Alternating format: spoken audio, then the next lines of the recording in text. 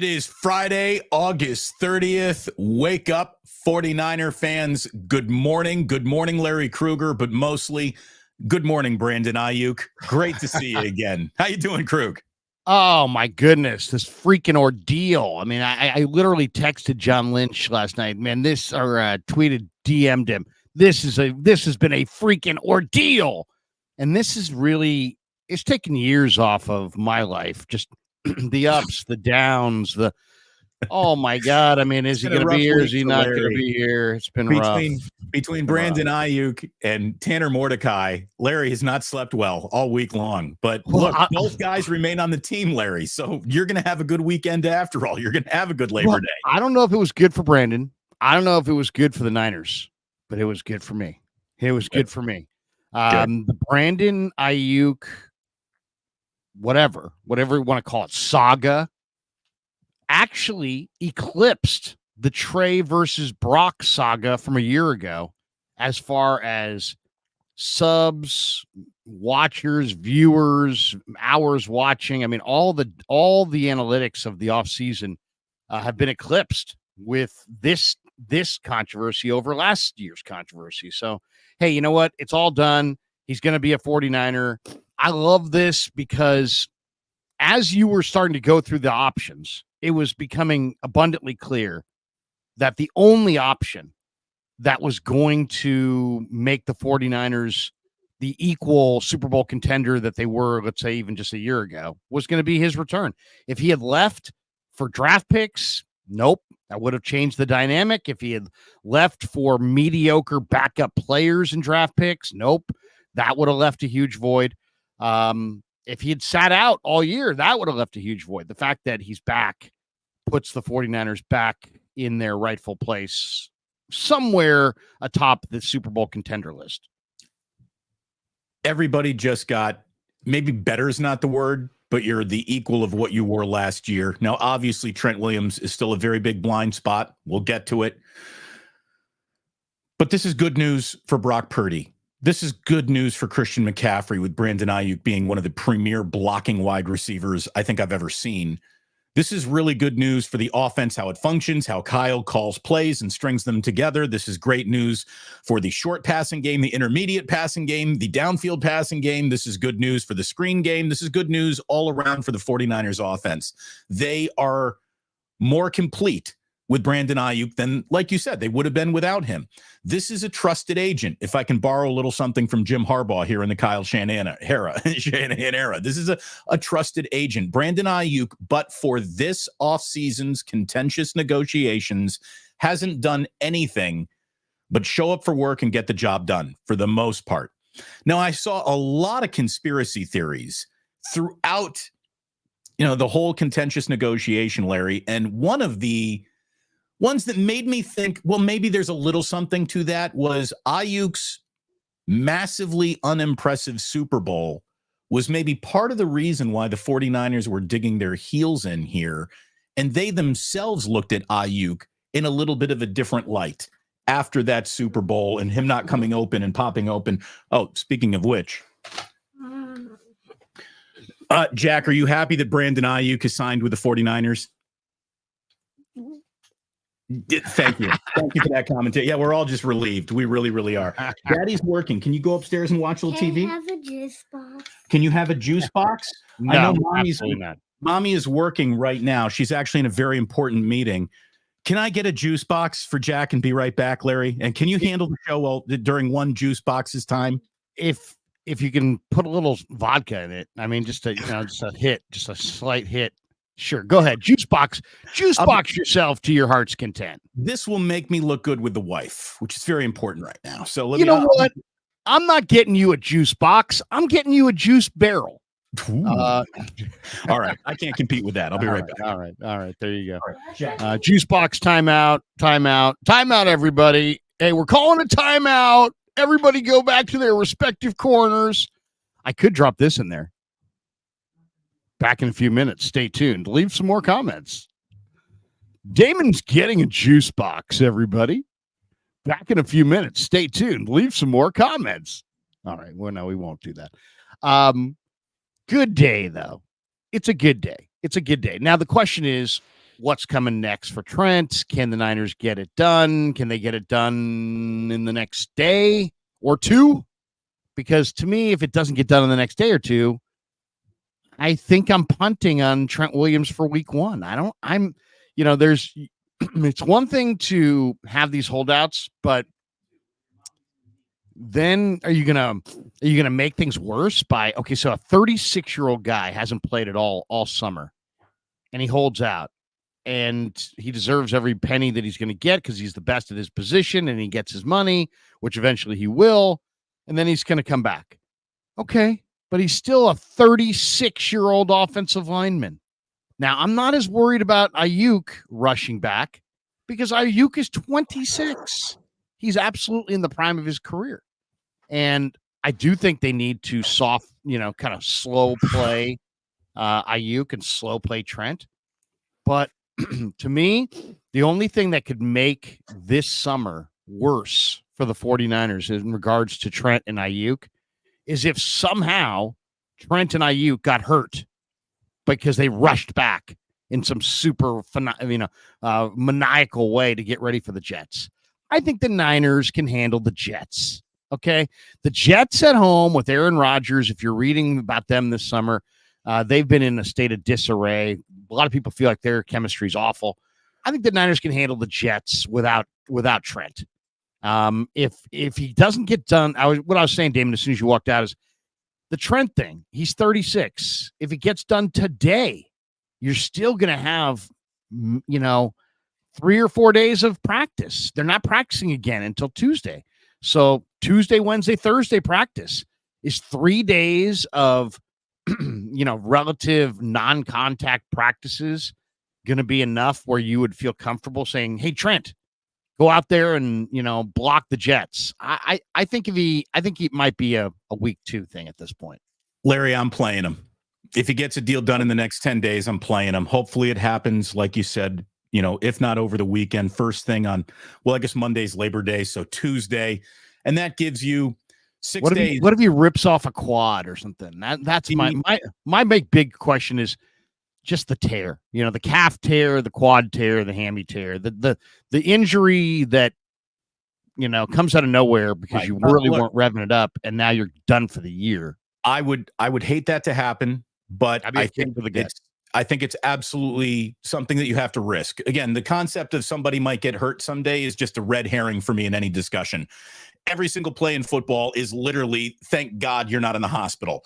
So, everyone could get hurt at any time. I don't know if there's any level of exact days of ramp up that are needed to guarantee no injuries or anything like that. I would like to think the Trent is enough of a professional to have kept himself in shape and limber and done all the necessary prep needed to come into this season without many practice reps, because that's the situation he's created.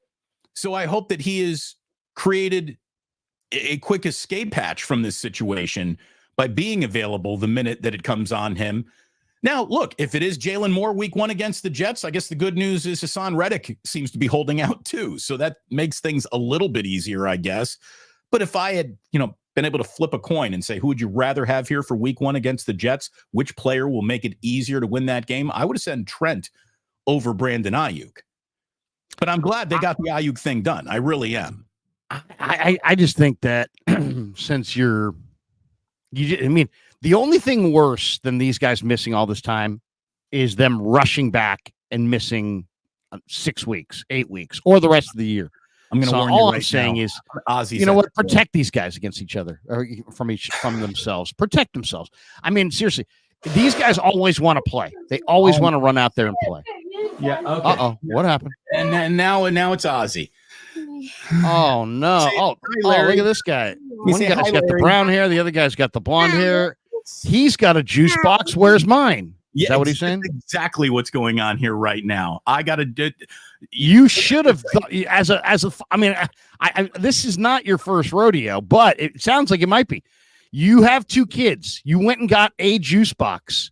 Didn't you foresee this being a problem with Brandon Aiyuk wanting an equal juice box to Trent Williams' juice box? Larry, this is the Niners negotiation in a nutshell. I told the general manager. I told the agent that right now, if he was to get a juice box today, he needed to protect it. He needed to not go taunt his fellow free agent with his juice box. So let me get this juice box. I'm so sorry. This is what happens when we're on vacation here. I'll be right back. I swear to God, I'll be right back. This, ladies and gentlemen, is the Niners situation. John Lynch is being played today by Damon Bruce. Sean, Damon, streaming from Romper Room. You're so right, Sean. Excuse me. Jack and Ozzy will be playing the roles of Brandon Aiyuk and Trent Williams today. Here's the thing. Jack is definitely my kid. This one we might want to do some genetic testing. This one doesn't look like me. The other one is totally me all the way through. This one, he's too cute. The first kid is mine. The second, well, we do have a neighbor who's very, very blonde. All right, but this, in a way, is kind of the Niners negotiation in a nutshell. You're gonna take care of him? You're not gonna take care of me? What you're gonna take care of CMC, but you're not gonna take care of Aiyuk? You're gonna take care of Aiyuk? You're not gonna take care of Trent? You're going to get Trent the juice box, but no Aiyuk. Aiyuk gets the juice box, but no Trent. It's all one big juice box. That's what this world's about. Who gets the juice box? And they're very delicious, by the way. I'm a big high C juice box person myself, but they're extra sugary, and I think all 10 dentists say no. But what can you say? Capri Sun. Very popular with the kids, but then it's hard to get that straw. The kids don't have the manual dexterity to get the straw poked into the bag. That's the problem. The problem is poking the hole in the juice box. Same thing. By the way, Jack has just told me he's holding out for Capri Suns. He doesn't like the juice box anymore, so we're going to have to go back to the negotiating table. Who's the creator of the juice box that you're using? High C? You on High C juice box? I don't know what it is. It's something healthier than that. Yeah. Well, see, he's smart. It's something hey, healthy. It's a juice Mom and Dad box. are trying to keep me healthy, and I want some sugar. It's the juice box that when I take a sip out of it, I'm disappointed. I'm like, that's not good. It's like slightly flavored water. Anyway, that's like my wife brought home. She brought home.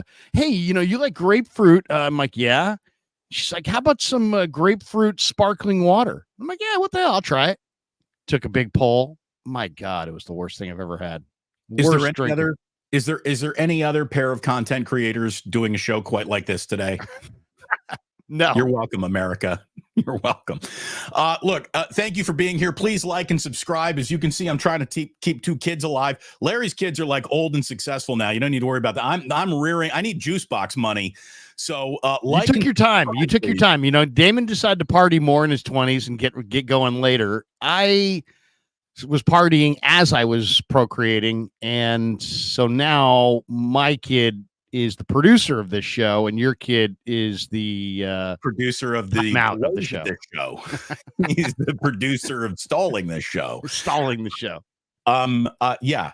Well, look, you found the one early in life. I had to search further, wider for my one. So that's why we got going a little bit later here. But anyways, to get back to what we're talking about. Turner already critiquing Damon here. He says, bad head work, not giving both them juice boxes up front, Damon. But here's the thing, Sean, I understand the criticism. I really do. It's valid. However, when you were handing Jack that juice box and you were walking out of the room, did you look over your shoulder at Ozzy as he was looking wantingly at Jack's juice box? Ozzy wasn't in the picture. Ozzy was upstairs watching Cars 3. Jack was given specific instructions to finish this juice box before you go see Ozzy. Obviously, that didn't happen. Right. So, hey, Brandon, look, we're going to sign you to this big deal, but could you maybe ease off on the bling around the facility? Don't tell Trent about the juice box we're giving you, because Trent still wants his own juice box. Trent's got his own multiple lockers, and he's going to move Malik Mustafa out of his secondary lock. Oh, by the way, I was in the locker room for the first time yesterday, and I interviewed Malik Mustafa, and he has since moved from Trent's second locker to over by Aiyuk and Debo over there. So Malik Mustafa's got a new spot in the locker room, Damon, and he will not be taking Trent's second locker. So that if there's an indication that maybe Trent is getting close to signing, the fact that they moved Malik Mustafa out of Trent's second locker, I think is probably as good an indication as any. You're probably right. I mean, lockers don't lie, right? Right. Locker room attendants do not lie. They handle the business as it needs to be handled, and they're clearly making space because they think the Silverback Gorilla is going to be reporting for duty soon, and that's good. And as we were talking about before we got Juice Box, adorable kid interrupted, pardon me again. Nathaniel's just tough when you bring the kids to work, LOL. Seriously, don't tell me I don't miss the studio. I mean, Dennis, hold out for 2 juice boxes. Totally, he should have. That kid caved. That kid caved quickly. But I did say that I did notice that before the whole juice box thing went down, Jack totally scrubbed the Bruce family from his Instagram account. Yeah, from his dry erase board, he scrubbed the Niners. Moonman says Damon Bruce is having a Niner dilemma. Oh man. Oh man, God, that is awesome. That is awesome. Wait, here we go. Ian Sharp live YouTube. It's definitely live. There you go. If this was a video, we would have edited this part out. This is a live. Jacob Rivera says, "Welcome to Ozfest." Good stuff. JW gin in a box. Yeah, the gin in a box is not that good because it dries you out. Yeah, so you don't want to give the kids gin in a box because it will dry them out. You don't want dehydrated gin-soaked children. Yeah, seriously. You really don't. What's the problem with giving your kids gin? It dries them out. Yeah, it's not that they're intoxicated. I don't know if I ever told you this. Jillian and I are in Mexico, right? We brought the kid. This is our very first vacation with a couple of kids. I go to the bar. I get a pina colada. Jack is with me. Jack is 2. And I get him a virgin pina colada, which he absolutely loves. We go back to the pool, about our business. And then I can't help but notice that I'm drinking my virgin pina colada and it doesn't taste like there's a lot of rum in there. Oh, no. And then I look around and Jack is literally like finishing a pina colada, the final pour into his mouth. And he's safe to say it was a quality nap. A great nap that afternoon. An incredible Mexico nap. That was. Can I tell you my own child drinking story? No, please do. So my dad, when I was 7 years old, decides we're going to have a great Easter Sunday brunch. So we invite like our neighbors and like some relatives who are in town, and it's like 15 of us, and we go out to the Palace Hotel. Have you ever been to the Palace Hotel? Of course. They have this unbelievable brunch at the Palace Hotel. In the atrium there, it's gorgeous. Yes, in the atrium with the iconic roof. Yeah, what's it called? Almost like a church window. What's that called? Like stained glass roof. Stained glass roof. Amazing room. So great brunch, amazing brunch, huge room, beautiful. So my dad looks over and he sees there's a punch bowl and an OJ bowl. So he's like, "Hey, Lair, do me a favor, go get the table some OJ." So I'm like, okay. So I go over and they're little glasses and I pour 2. I walk back to the table, but there's only me. So I go, there's 15 people at the table. I said, "Dad, I'm going to need some help." And he's like, "Oh, have your sister go with you." So my older sister comes with me. I'm 7, she's 9 or whatever. So now we're more OJ. We're back and forth. There's less, 2 of us now, so we can make fewer trips. We make about 6, 7 trips back and forth to the table. We got all this OJ, people down them. They're like, that OJ is amazing. Go get us more. So then we go back and get a second round for the entire table. There's 15, 16 people at the table. We're making all kinds of trips. Finally, this guy comes over and he goes, "Excuse me, son?" I'm like, "Yes." He's like, "Who are these for?" I'm like, "These are for our family over at that table." And I point over and everybody's like waving. And they're like, "You have to tell your father that if he'd like to get a screwdriver, he needs to come over and get it himself and not have his kids deliver it to him." I said, "What?" So I have no idea what it means. So I go back. I go, "Dad, he said something about you have to get your own screwdrivers." And my dad just starts laughing. My mom starts laughing. Everybody at the table is like, "Oh my God, we're drinking." Needless to say, me I'm 7. My sister's 9. My younger sister was like 5. My older brother was 12. My parents said that on the drive back to our house, everybody full on conked out nap time for the entire family. Hey, you know what? The entire family took a nap on Easter Sunday brunch because we were drinking vodka. Tip your bartenders, even if they're your own children with no idea what they're actually doing. So that's great. That's a good day under the atrium. It really is. It was a great breakfast. It was a great breakfast. By the way, just to sort of bring it back to what we're doing here, Larry, can you feel the change in the air? Can you feel the change in the air? Can you feel us? Like, there's no way we're talking about the time we got our kids accidentally drunk stories if Brandon Aiyuk doesn't have this contract. It feels like everything is a little lighter, a little breezier. The look good, feel good, play good mantra to me is more in effect today now that this Brandon Aiyuk deal is done than before. Like, it was really important to get this done. It's changed the entire aged tenor. Shanahan and Lynch. It has aged them.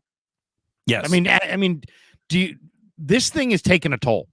I mean, there's just no doubt in my mind it's taking a toll. Somebody sent that to me the other day, and I said, you know what? That's a great take. And I retweeted the person. I'm like, great take. And it absolutely was. The guy was totally spot on. If I can find it, I'll find it. But it was an incredible take. And the guy's like, yeah, just watch. I'm a Niner fan, and just watching from afar, it just seems like Lynch and Shanahan are just totally. Here it is. SD says Kyle seemed a bit down and Lynch looked really drained. This whole thing with Aiyuk and Trent Williams has taken a toll on top of the stress of finalizing the 53-man roster. I agreed with that guy. I said, great take, because it really is a great take. I mean, John Lynch just looks, he wanted to get this thing done early. They started the negotiation early. I think Brandon, the one thing though that I didn't like, can I say the one thing I didn't like? Sure. I didn't like the fact that Schefter immediately tweeted out yesterday, Brandon Aiyuk's hold-in resulted in absolutely nothing. And it's like, that's bullshit. Their Niners offer to Brandon Aiyuk that he ultimately took was delivered on August the 10th. His hold-in began before that. So you can't say that his hold-in didn't push the Niners in any way, shape, or form. That's almost as like the Niners called Shefty and spun it to him. Hey, this guy has wasted every minute since August the 10th because we are not kowtowing to him. We're not bowing to his demands. The same offer that we offered on August the 10th is the same offer that he took on August the 29th. He just wasted the last nearly 3 weeks. Okay, but don't try to say that his hold in did not help him when your biggest and best offer that he ultimately took came after he opted to hold in. So I don't like the let's use Shefty. If you're going to sit there and look everybody in the eye and say, we as a 49er organization don't spin, then you can't spin. Okay. Well, okay. To me, that I took that as like, who the hell told that to Shefty? Why is Shefty all of a sudden out of nowhere, siding with the Niners and kind of shitting on Aiyuk when it's clear that Aiyuk's hold-in absolutely impacted the 49ers move to the number that they got to? Well, look, the guy went from $14.5 million to $30 million, so it obviously did something, right? It worked on some conceivable level there. But what you saw from Adam Schefter, I saw the same tweet you did, and the first thing I thought was, well, here is why Adam Schefter breaks 95% of the news in the NFL, because he will carry water for these front offices whenever asked to. Yes. And that's why he gets the information. Matt Mayoko, Cam Inman, Matt Barrows, Tim Kawakami are all very, very good at what they do. If they had access to breaking news, they would break it. But they simply do not have access because Schefter has basically painted himself as the only deliverable that these teams go to break big national news. No team goes through local beat writers to break news. They go through Schefter, they go through Passan, they go through Woj, they go through Shams, and there's like 5 guys who actually break news in America. It's ridiculous. It's gotten to the point where we could be sitting in the stadium and a blimp could hit the stadium and like half the people wouldn't think it actually happened until Schefter tweeted. Schefter says there's a blimp on top of you. Right, yeah. There's a blimp sitting on top of you. Hey guys, Shefty just tweeted there's a blimp sitting on us. But this is how you get granted access. To really it's get true. that It level is of true. access, you have to kiss the ring. You have to kiss the ass. You have to walk away from every public statement having always made the NFL team look good or it got the leg up. And this is where I kind of wanted to go here on the show anyways, because today the debate will be who won this negotiation. To me, the biggest winner of this negotiation are the 49ers Super Bowl chances. That's the biggest winner of this negotiation. It's so funny you would say that. I would say, I think it's a great answer. I would say the biggest winner are the other 49ers who don't want to play on the 5th-year option down the road. Those are the big winners because the precedent has now been set. Well, it's set if you got Pro Bowl level statistics. If we can open up profootballtalk.com or Pro Football Focus, whatever it is, and see that you grade higher than the man who is regarded as the best in the business. Anyone who's got a better grade than Tyreek Hill, okay, we will talk about your 5th-year option. Spencer Burford, we're not going to be here to talk about your 5th-year option. You are playing on a 5th-year option. You just got replaced by a rookie. So if you want to be around here, no, Burford doesn't have one. He's not a first rounder. The next time this is going to come up is what? Ricky Pearsall. Well, I mean, or just the next time a contentious negotiation could happen could be with Demo. So, here would be my suggestion. They started this, what they thought was early for Brandon, and obviously it, bled into nearly the season opener. So, obviously they didn't start early enough. How about this? You get Trent signed, and instead of taking a timeout and taking a deep breath, how about you just trot down to Lenore's agent and get that thing done? Mm-hmm. And why don't we start that? How about, I don't know, now, so we don't have to kind of worry about this next year. Get there early instead of getting there late. Although I think a preemptive strike will make Niner fans happy. If all of a sudden it was announced in Halloween, hey, the 49ers have signed an extension with Diamador Lenore, I think the 24-hour news cycle locally would be way to go, John Lynch, way to go, 49ers. They've learned their lesson. Don't you think? If they could turn Lenore into a very painless, quick re-up. You would think, get him at a price that he thinks, wow, that's an awesome raise now, before he has a type of year where, he is a Pro Bowler and now he's going to cost more than that. It would be prudent to get these things done early. It really would be. And you want to talk about a new way of doing business? I think you evolve. I think that there's the way things that used to happen. There's the way things that are now going to happen. And you can't be so set in your ways that you're not willing to evolve. I guess the good news in this contentious 5th-year option, since only first rounders get it, Larry, the Niners miss on most of their first rounders. So it shouldn't be that complex a thing to sort out. It really shouldn't be. Well, I mean, that is guys who you want to reward. You want to keep a guy like Brandon Aiyuk around longer than just the 5th-year option. So a long-term contract for him, I thought, made sense this entire time. You jogged a thought in that is that you're right. The Niners have gagged in the first round a lot. I like John Lynch. I think John Lynch is good. I think he's been a great face of the franchise. But the Niners, if they are going to maintain their level of roster talent and their level of Super Bowl, status, Super Bowl contender status, they're going to have to start hitting at a higher clip in the draft, especially on day one. And if that means that they need to fire some people and hire some people, scouts, people in the personnel pipeline, whatever.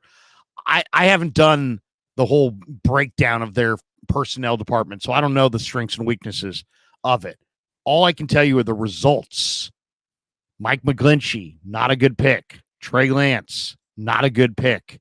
Ricky Pearsall may not be a good pick, but right now he is wearing a blue jersey, and that's not good because the Niners wear red and white.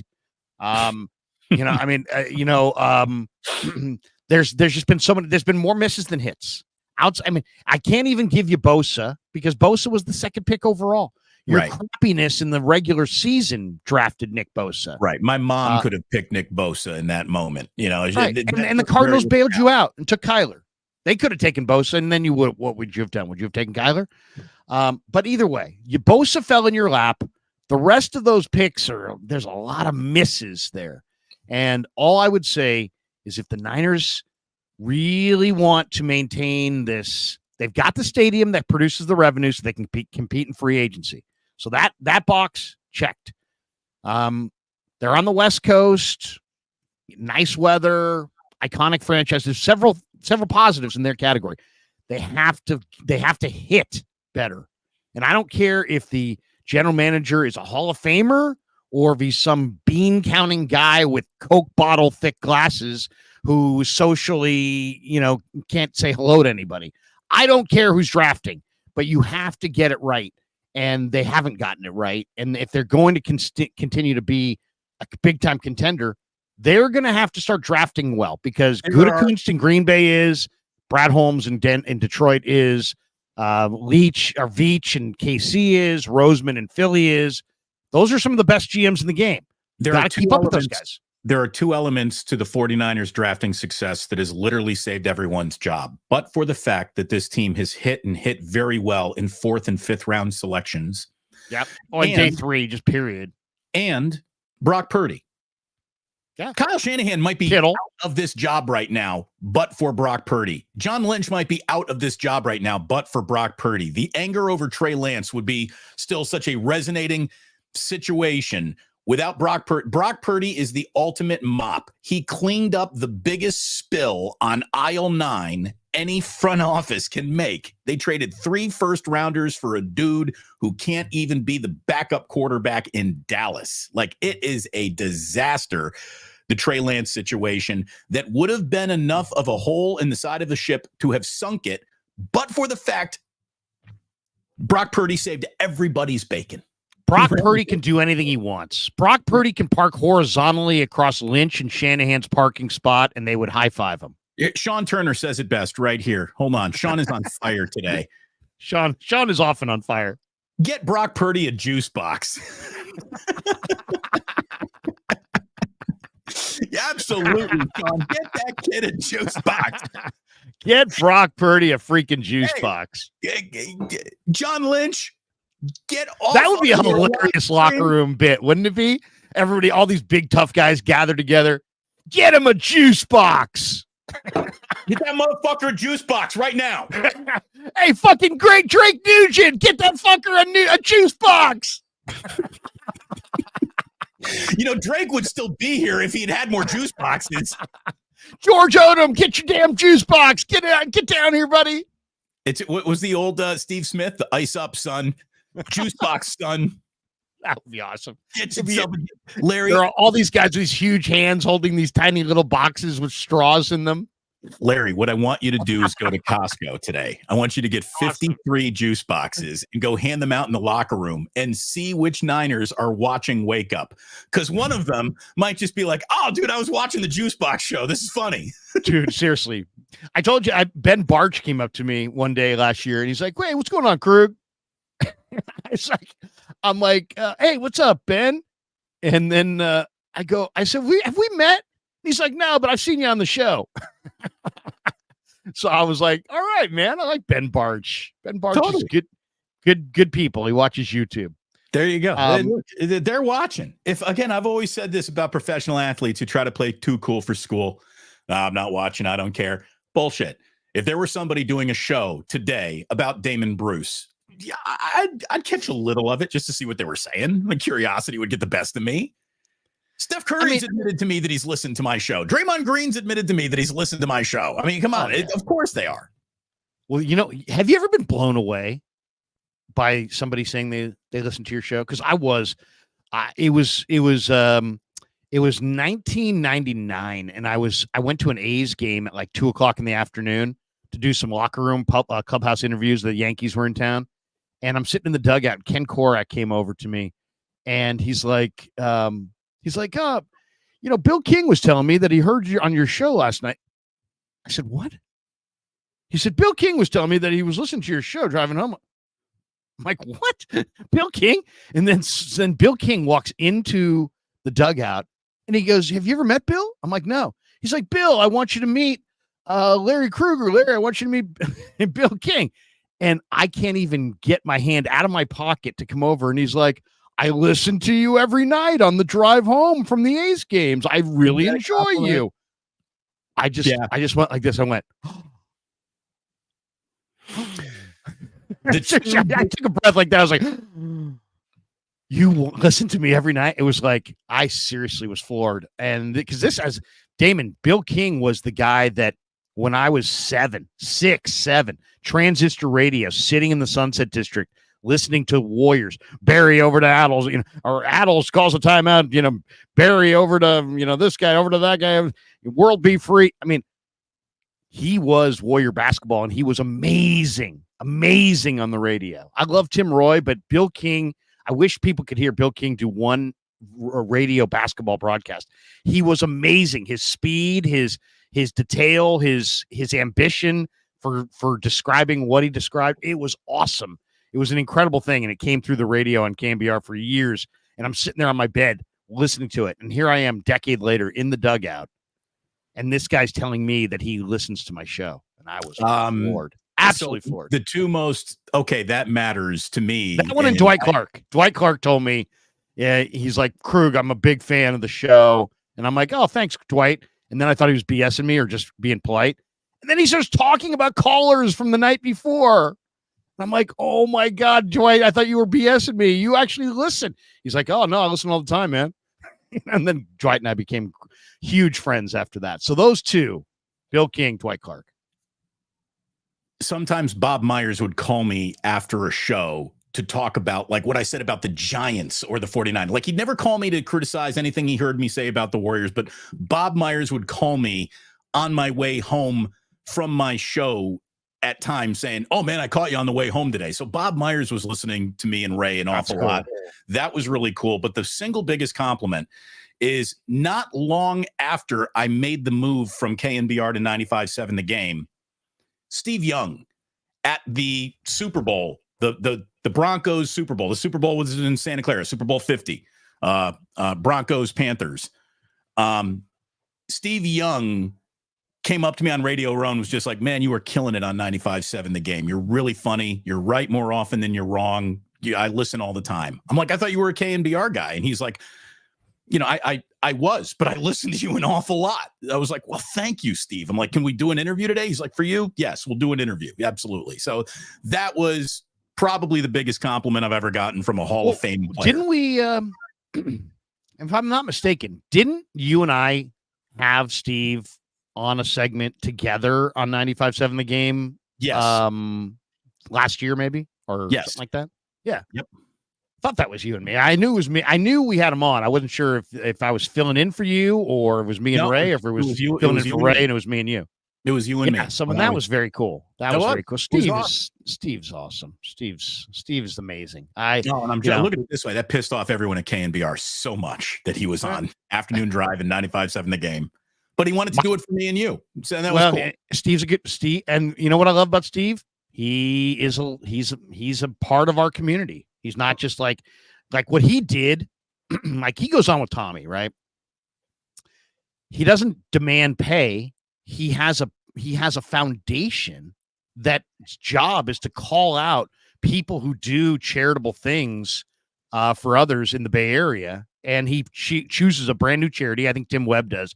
He picks like one of the charities, and Steve talks about, what they do. Oh, and during the pandemic, there was all kinds of people with all kinds of incredible things that were helping people through tough times.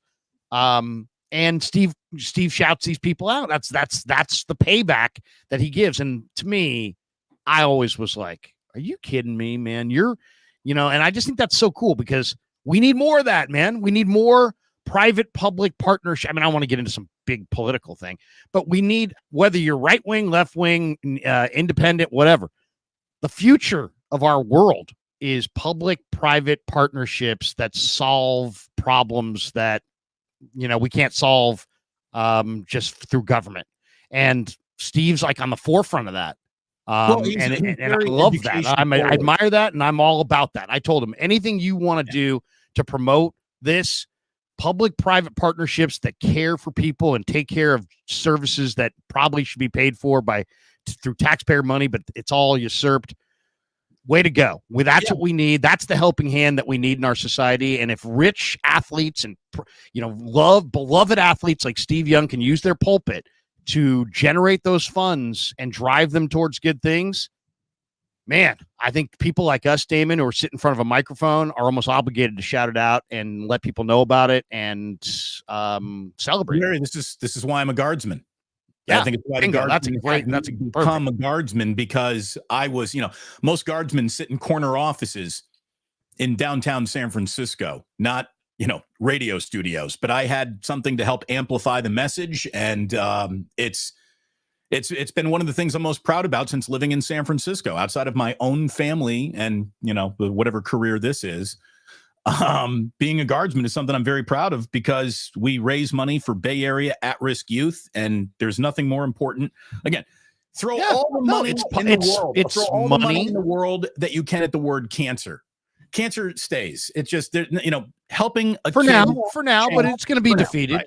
I hope. It'll be defeated, and people will be saved, and people will live longer, and it's called progress, and hopefully in our lifetime. Where Steve and I totally are in lockstep in terms of charitable work is you want to improve the world, educate kids.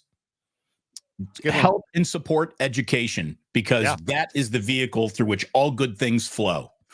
The contributions you will make later in life to society, just becoming a good earning, tax paying citizen. Yeah, you make more money with education than without. So that's something that I've always cared about, and I think Steve liked that, and that's why he came on. And there you go. Do a little good in America. Do a little good for your community. It's a good thing to do. And I know it's Pollyannish and whatever. We're shouting this out on this kind of people want to hear us rip and this and that and talk and this about the Niners. I get it, but we'll get back to it. But some of these things are really cool. Michael Freya says, "Great show. The Brock take of parking his car horizontally over Lynch and Shanahan's parking spot and the juice box had me in tears."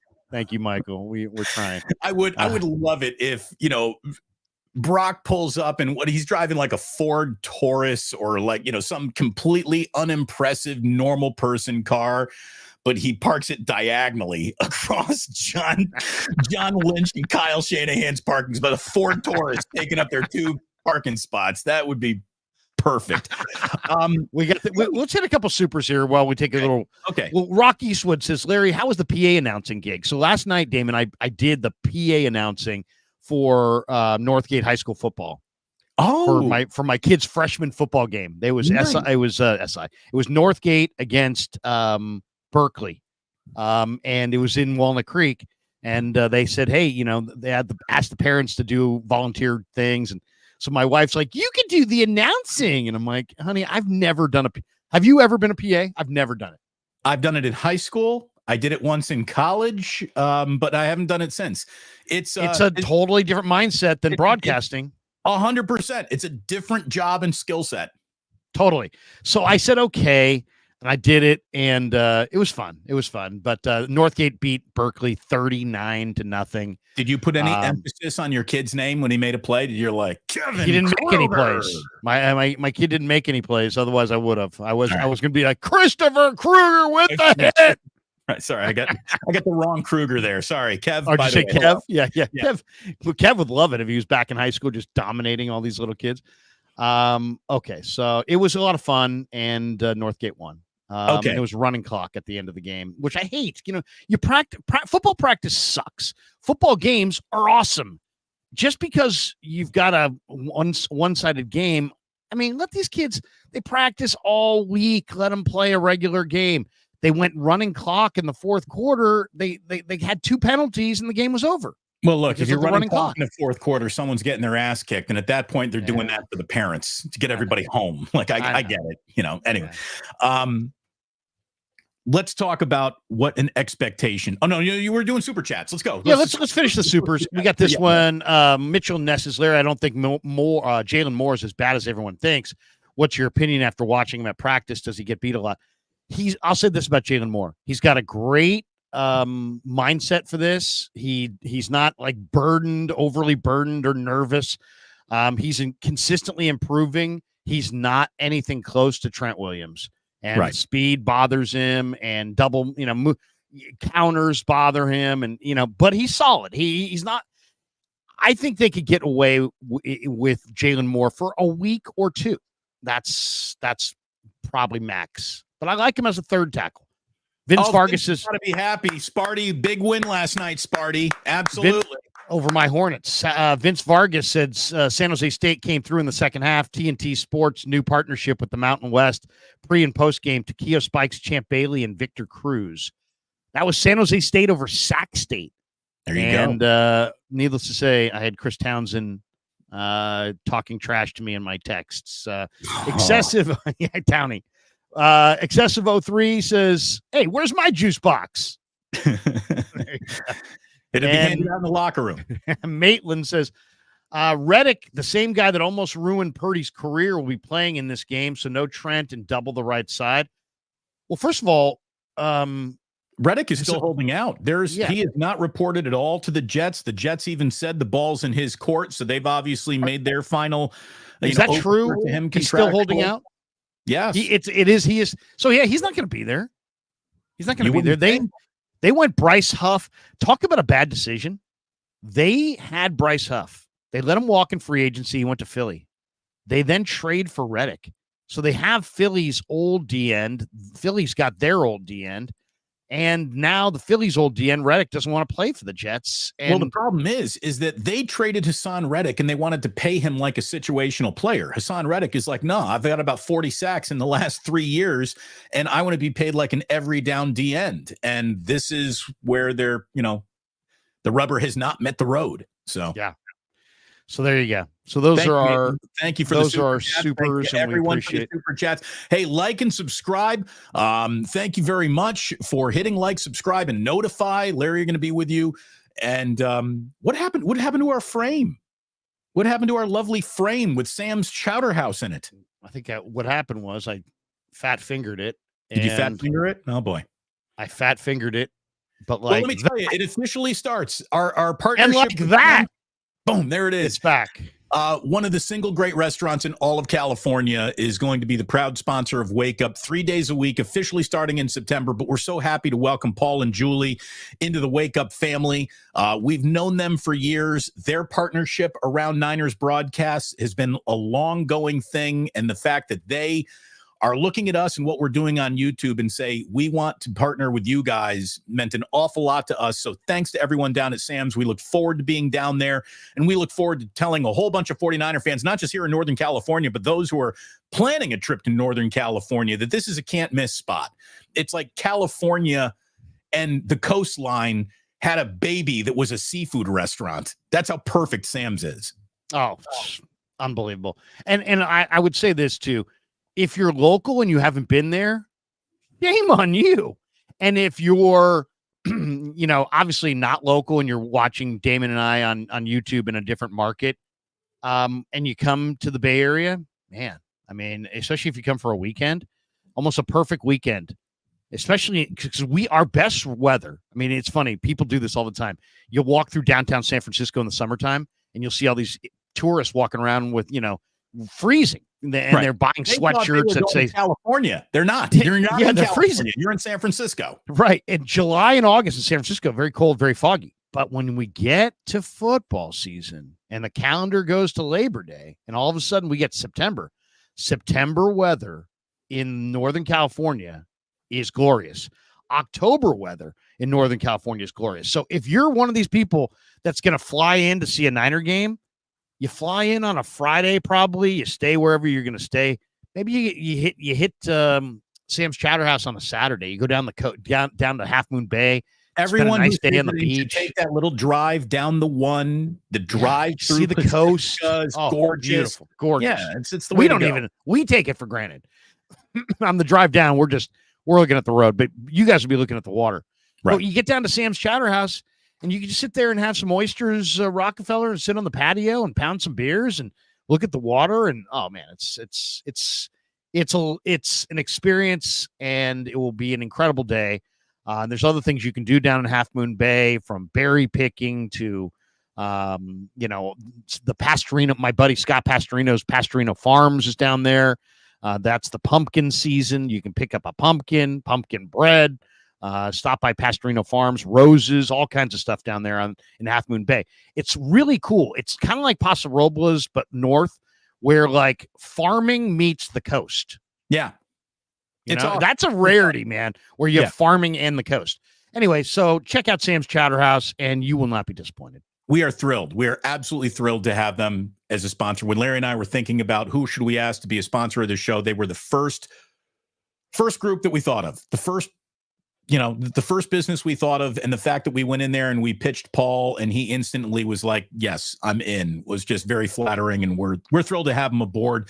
You can expect an awesome meal whenever you go to Sam's.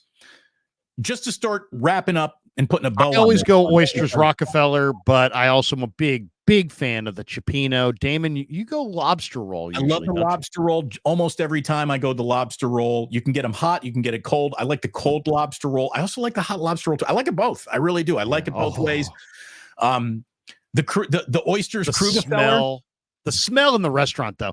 What is it about seafood, flame, and coast that is just the smell inside that restaurant is just glorious. You can expect a great meal.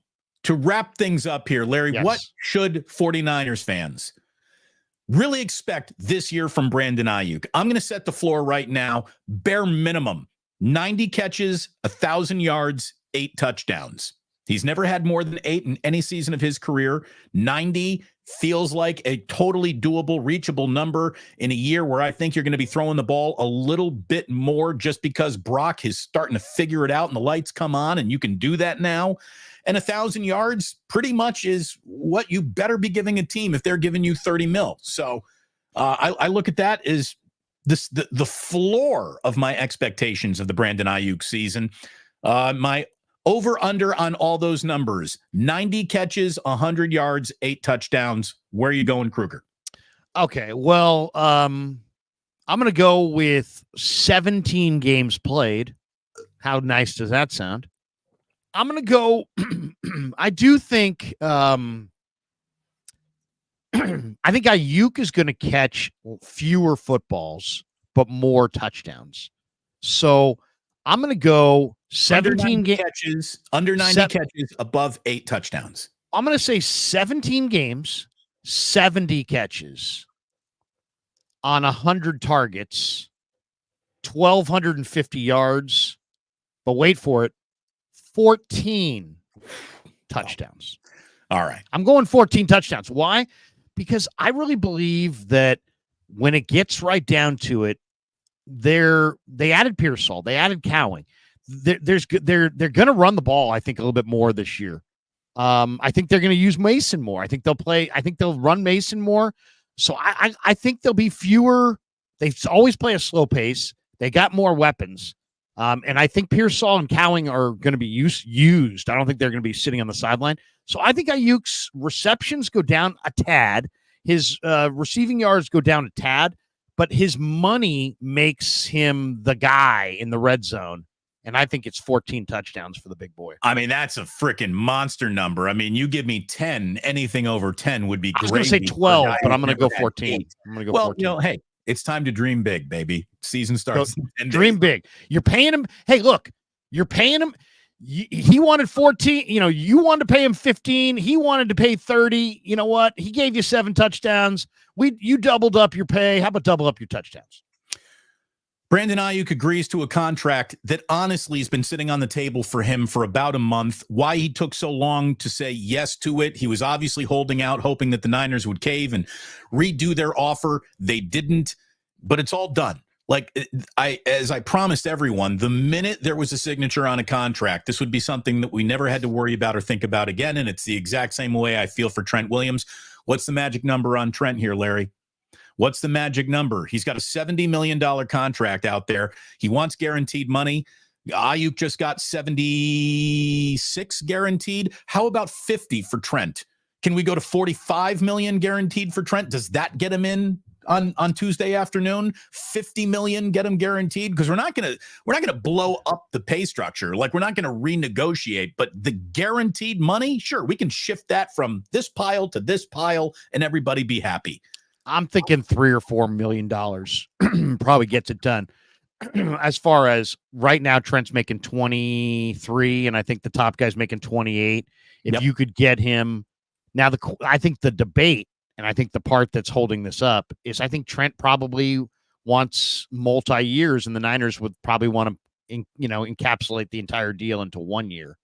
I don't think they want to keep, you know what I mean? I think Trent wants more down the road. So we'll see. But I would say give him $3 to $5 million more guaranteed. How about this? Why don't you just guarantee? Why don't you just guarantee all of his 2025 salary? Yeah, but is that going to be enough? Because he is the top tackle in football, and he's making 23, and top guys are making 28. Trent is honestly aged out of the top in football conversation paycheck. He's aged out of that. Not according to PFF. I mean, I agree with you, but PFF doesn't agree with us. Sure. Well, but the thing is I feel comfortable giving bigger money to a guy who's got a career in front of him than the biggest amount of dollar to most of the guy who's got most of his career behind him. And I hear you, but what if the guy who's got most of his career behind him, like Trent, says, "Hey, maybe I don't know, retire." Okay, so here's the thing. So we'll splash you now. We'll splash you now, man. We're going to guarantee. You're worried that something could happen this year that would take your money off the table for you next year because you have no more guaranteed dollars. Obviously, the minute you play it down this year, your salary's guaranteed, and we're going to guarantee you all of 2025. Now, your salary bumps up to like $33 million come 2026. So we will. If you got more years than you at that point, we'll sit down and renegotiate at that point. But to get you in now, we'll make good on next year. We cool? Like, I would put that in front of them if I was the Niners. I would be surprised if they haven't. I'm not smart enough to be able to craft the appropriate contract for Trent. All I would say is if you're going to play him, if you intend to play him, as you stated, he needs to play in week 1. If the Niners, if your opinion represents their opinion, get it done in the next 24 hours. Please make sure that he's in the facility on Monday. Make sure that he's full go, ready to go, practice come Tuesday. If I were Jed York, I would have sent a franchise-wide email saying, season's about to start. Everyone have a great Labor Day. You have a long weekend. Except you, Parag. You're not allowed to leave the fucking building until Trent Williams has a contract. That's I would just say, hey, it's Labor Day for everyone except you, Parag. You're working still. So hopefully they know about their business. Part of me kind of wonders too is if the Niners structure partly led to this, in that Parag gets judged on the contracts and nothing else, and these guys all kind of get judged in like a vacuum, like in their corner of the universe, and it's all like Lynch isn't going to make a bad trade, but then Parag's not going to make a bad signing. Well, wait a second, to get resolution here, somebody was going to have to cave a little bit, you know what I mean? And it was like, well, was it going to be Lynch on a trade demand? No. Was it going to be Parag on the salary negotiation? No.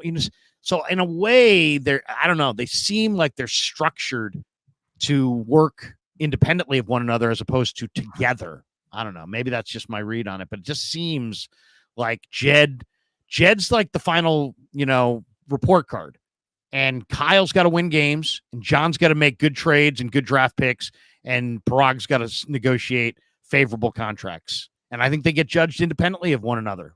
I mean, so I don't know. We'll see. Hopefully it will all work out for the 49ers. I'll say this, man, Shanahan and Lynch have aged an awful lot since they took over in 2017. Oh, yeah. Shanahan really has. He's aged like a president.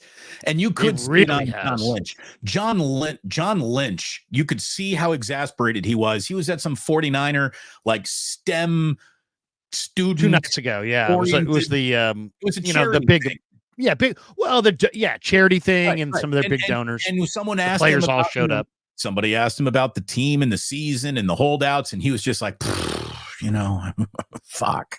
He was basically muttering at the charity event. You could see how exasperated this thing actually got them. But at the end of the day, Larry, and this is why I never understood why it got so contentious, because this is a player you drafted, you developed. He's family. He was born a Niner. And this is a guy that did nothing to make you want to say, let's get him out of the family. He doesn't quite fit around the dinner table anymore. Brandon Aiyuk was family. And sometimes families fight, but the most important thing is that you remain family. And I really believe at the end of the day, that's how this all gets wrapped up. He's perfect for the team. They seem to be perfect for him. I know that there was a lot of confusion and finger pointing there, but it's over.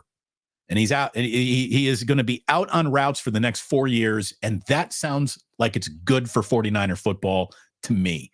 So I think it's a day good to for Brock. Yes. Great day for Brock.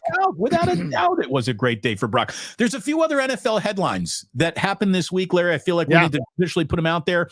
Hey, yes, and also I'd love to get you, before we leave, I'd love to get your opinion on Dion freezing out the reporter in Dion Colorado. Is the king of can dish it out, can't take it. Seriously, like that is some candy ass shit, Dion. It really is. And when that's some serious bullying behavior. It really is. And you can get away with that in a small college town where you're big, where you're big king ding-a-ling, but that does not play in major markets. Dion is a major market former pro athlete. He knows the press conference setting, and he is going far, far out of his way to be the unprofessional half of whatever this is. I have seen the level of questioning that this guy has presented Dion, and it's nothing more than, I'm not here to root for you, buddy. Like I'm not your cheerleader. I covered the people team. Are asking in the chat. I shouldn't have brought this up without doing some kind of 2-sentence intro, but one guy's like, Dion's a bad guy, Dion's soft, this and that. And then Nosehair says, what did Dion do? And then Riddy Usage said, what did Primetime do? He had it written into reporter. He had it written into his contract that he didn't have to talk to this guy. Right? That was it. He had it written into his contract. So this is a precedent-setting maneuver. I don't know that does anybody else have it in their contract that they don't have to talk to the media? Now, I think Dion's a pretty good coach. I think he's a pretty good guy, but in this instance, he looks like a total pussy. Well, yeah, he looks like somebody who can't handle any criticism. It's like, if you're a good coach and you're running a good program, what are you concerned about criticism for? And who, if you are, to me, it's just like so weak. It's so weak. It's so small potatoes. But I'll say this, people will be like, crushing Dion for it. And he should be crushed for it. But the guys who also should be crushed for it are the other coaches in college football that don't have it written into their contract, don't stand on business this way. At least Dion put it out there for everybody to say, criticize him. There's a bunch of coaches out there that would just be like, talk to their, SID or their, one of their front office people in the school and just be like, hey, tell that guy from the Reno Gazette, yank his credential and kick him out. Right. You know what How I mean? about this? And they'll do it. And that has been done. So that has been done. It's not like, what, Krug, you're making this up. No, there are media people from small media entities all throughout the South and Midwest that have been banished by college coaches, and it's gotten very little headlines. So Dion's just doing it and, saying the quiet part out loud and having it negotiated into his deal. It's still incredibly weak. I mean, it's very weak sauce times 100. Here's the deal. You're Dion Sanders. You get to call your own shots pretty much however you want for years now. So you're used to everyone just kissing the ring and kissing your ass. And there's a lot of reasons to. He's a fabulous football player. He seems to be a pretty good coach who's just starting out at the biggest level. And I couldn't help but also notice you were 4-8 last year. When you're 4-8, you don't get to be the new sheriff in town. I don't care how famous you think you are. You were 4-8. Fuck you. You're 4-8. You don't get to lay that. You're 4-8. If you're 8-4, then maybe we'll fear your shadow a little bit more. But you're 4-8. Come on. So that's the way I would handle it. If what should really happen scoreboard, you just went scoreboard on him. Every single reporter in that room should leave the room and refuse to come back in until Dion lifts the ban on one of them, because an attack on one is an attack on all, right? Every reporter in that room should get up and walk out every single time Dion walks in. That would be awesome. That's the way I think it should be handled. Seriously, I mean, somebody should have that guy's back. Yeah. I mean, my God. I know we're all, competing with one another on a general scale and media, but come on. That kind of minor league motherfucker shit is bad for sports. It is. Couple of NFL headlines. I'm glad we did talk about that, because we talked yesterday on my show. I talked a lot about the Pat McAfee, what is journalism, and that was a big show yesterday. Everyone go back and watch that live stream if you're interested in my thoughts on that. No 11 o'clock show for me today. I'm about to get in a car and drive with Jillian and my two boys and their juice boxes down to Santa Cruz for Labor Day weekend. By the way, anyone got any Santa Cruz ideas for me? Any Santa Cruz recommendations? Send them in now at the end of the show. I'd really appreciate it. Some Santa Cruz recommendations. I've been there once, but it was such a long time ago. I don't remember. Are you talking about Beach Boardwalk? Or are you talking about the city are you talking about, recommendations for the boardwalk? Yes. Well, you get the armbands and you can ride the rides all day, as long as you want. That's pretty cool. Somebody said the Crow's Nest. Valerie says the Crow's Nest. Is that a restaurant, a bar? I don't know anything about the Crow's Nest, but you could look it up. There's some great. We went to a great Mexican restaurant in downtown. Thanks, Rob. The boardwalk. We went to a great Mexican restaurant in downtown, or in the kind of the downtown area of Santa Cruz. It was really, really good. The name's eluding me, but Capitola is real close, and there's some phenomenal little restaurants on the water there in Capitola. It's only about a 15-20 minute drive, I believe. Right. Capitola, though, got pounded a few years ago by some. I don't know if Capitola is quite. No. It's back. It's back. Okay, good. You're talking about with rain and all the flooding. Yes. Yeah. No, they're back. They're used to that. Crow's Nest. Yeah. Crow's Nest. A lot of people coming in saying Crow's Nest. Thank you. I like the recommendation. I do. Thank you very, very much to everyone. I will look at it this way. I will look at these chats later and come up with ideas for the family. So thank you very, very much. We got this one from Texas Niners is Taqueria Vallarta. Taqueria Vallarta. Thank you very much, Texas Niner. There you go. Watch out for the Lost Boys. Yeah, great. Yeah, right. Yeah. I told Jilly, good movie. To make a Lost Boys reference loses. I don't want to. Let's. I got to get going. I can hear the pounding upstairs, Larry. So let me focus. The juice boxes. I've run out. The juice boxes. I can hear footwork upstairs. All right. Okay, that's going to do it for us. The Dolphins extended Mike McDaniel. He's in his third season in Miami. He's been to the playoffs twice. No playoff wins in the postseason for the Dolphins since 1999. But McDaniel's a good coach, and the Dolphins just extended him. He's probably the most impressive branch coming off of the Kyle Shanahan coaching tree right now. I feel like Sean McVay is kind of his own thing. He's not. I don't think of McVay as a branch off the Shanahan tree that much. I think of them more. They worked together. He didn't work for him. Right.